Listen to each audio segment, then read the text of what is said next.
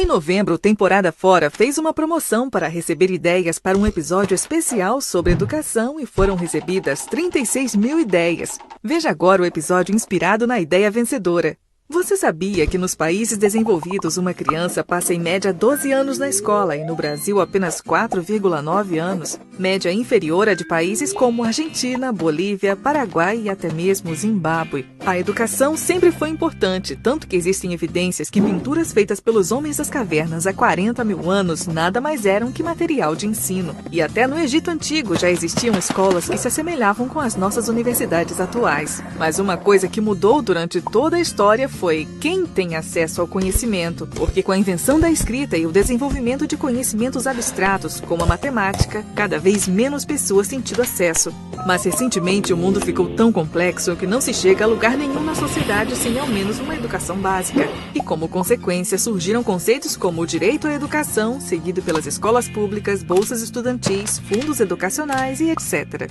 Já durante o período colonial brasileiro, a educação era vista como algo que atrapalhava a exploração dos recursos naturais e era obviamente desencorajada. Mas a fuga da família real portuguesa junto com toda a corte em 1807 também significava o fim do acesso às universidades portuguesas. E com a independência logo se viu a necessidade de se graduar os próprios advogados, médicos e engenheiros. Então o rei começou a investir na educação de nível superior e em 1870 a educação básica já era oficialmente garantida por lei a todo brasileiro. Mas acabou ficando somente na lei, pois era visto como desnecessário para um país agrícola e o Estado não tinha fundos suficientes para destinar à educação. E hoje em dia, será que o problema da educação ainda é falta de fundos? Desde a redemocratização, o gasto público com a educação vem dobrando consistentemente a cada novo governo. Mas será que os salários dos professores também dobraram a cada 4 anos nas últimas 2 décadas? Obviamente que não. Mas aonde será que esse dinheiro todo está indo? E seria esse o problema da educação? Professores mal pagos? Se compararmos a média salarial entre a rede pública e privada e levarmos em conta os benefícios da carreira pública, veremos que o salário médio na rede pública é maior.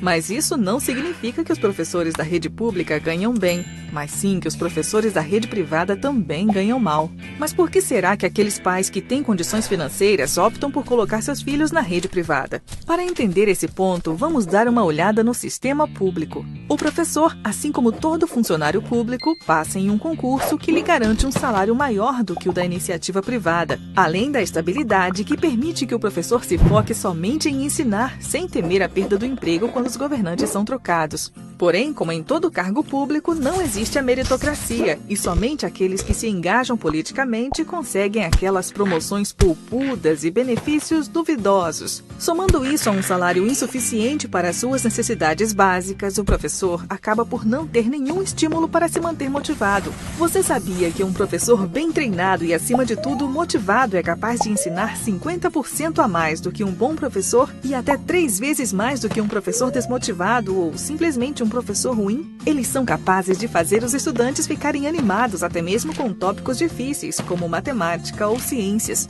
Logo, promover a meritocracia não seria somente justo, mas também eficiente. Mas e aqueles professores que sequer gostam de ensinar e estão lá apenas porque passaram no concurso? O que acontece com eles?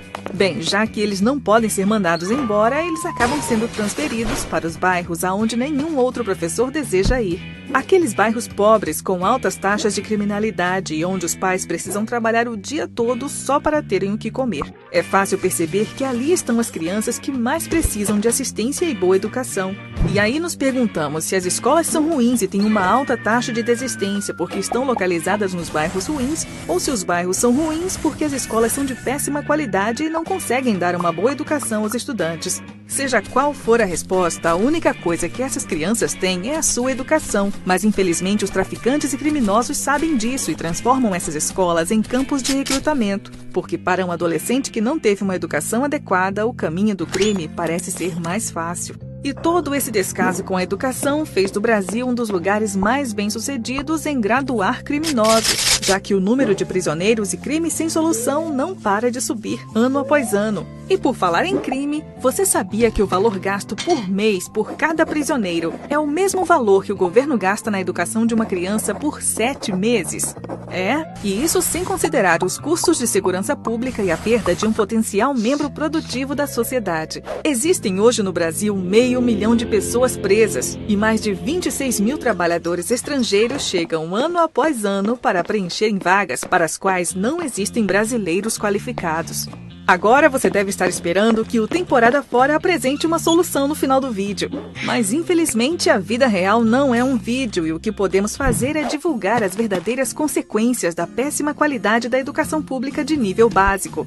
Cabe a você que está aí assistindo ajudar a divulgar esse vídeo e agir, pois se ficarmos esperando que os políticos resolvam, vamos continuar esperando porque vai demorar e muito. Se você, assim como o Temporada Fora, acredita que apenas juntos vamos conseguir mudar essa vergonha, divulgue esse vídeo e não se esqueça de colocá-los nos seus favoritos e inscrever-se no canal, porque isso ajuda bastante.